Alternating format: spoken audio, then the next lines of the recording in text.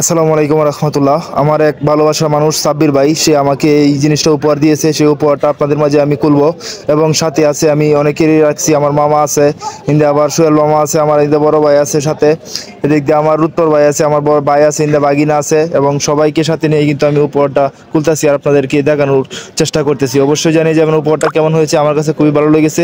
তো খোলার চেষ্টা করতেছি, অবশ্যই পাশে থাকবেন আপনারা অবশ্যই। যে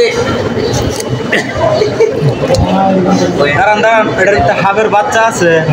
তো উত্তর ভাই বলতেছে যে এটার ভিতরে কিন্তু সাপের বাচ্চা আছে। আমি বলছি না ভাই, এটার মধ্যে ভালো কিছু আছে ইনশাল্লাহ। তবে আমার ভালোবাসা মানুষে দিয়েছে, আমি খুবই খুশি হয়েছি। আমি গুছায় গুছায় খুলতাছি আর কাগজটিও কিন্তু খুলতাছি হাতের মধ্যে কষ্টি বাজা দেয়। তবে খুব সুন্দর করে বেচায় জিনিসটা আয়া করছে। তবে সবাই কিন্তু তাকায় আছে জিনিসটা কি হতে পারে কি হতে পারে। আমি বলতেছি যে ইনশাল্লাহ ভালো কিছুই হবে। তবে আমার কাছে খুবই ভালো লাগতেছে, খুবই আনন্দের একটা বিষয় যে সাব্বির ভাই আমাকে খুশি হয়ে উপহারটা দিয়েছে। আমি খুবই খুশি এবং দেখেন কুচায় কুচায় কিন্তু খুলতাছি, আমার কাছে খুবই আনন্দ লাগতেছে। অবশেষে কিন্তু বের হয়ে গেল আমার গিফটের একটা জিনিসটা।